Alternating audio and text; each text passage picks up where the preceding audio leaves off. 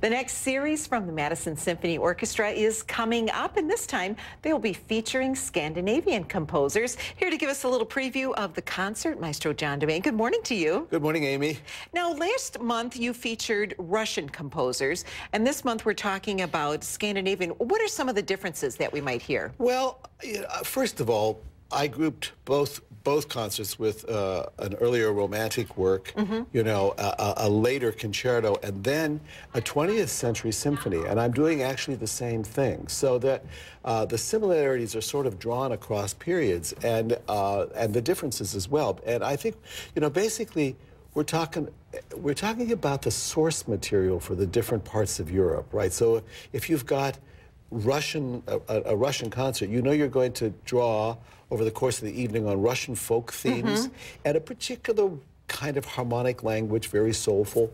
And there are similarities because the Scandinavians are very close to the border, but the source material, Grieg's source for folk music is a little different than the Russian source. So the personality of the music is different. There's no question that the concerto, for example, is the Sibelius violin concerto that Sarah Chang is playing. It's cool, but it is so beautiful. It's like the perfect piece for our time of the year, because because the weather's getting cooler. Its beauty has a slight reserve to it, and yet at the same time, devastatingly beautiful.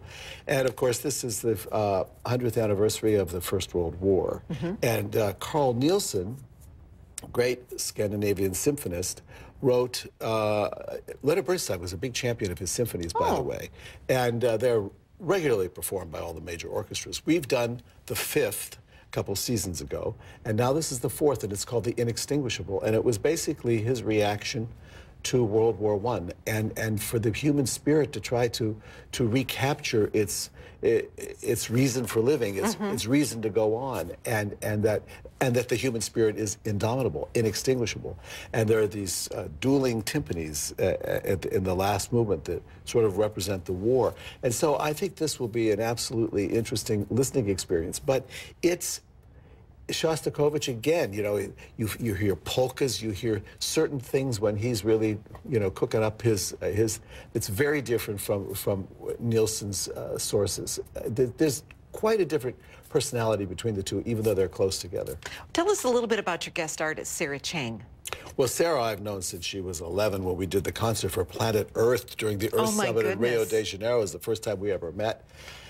And we've collaborated a couple times before, and we always love to welcome her back. And this is a particular work that she's been playing a lot of recently, the Sibelius, so it will be absolutely spectacular, I'm sure.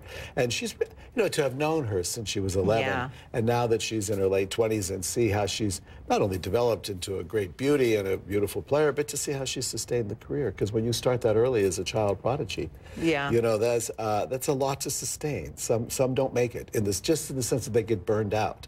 But I think Sarah is just fine. Well, all of this will be occurring next weekend. Scandinavian Wonders, Friday, Saturday, and Sunday afternoon at the Overture Center. Thanks so much. Great. Thank you, Amy.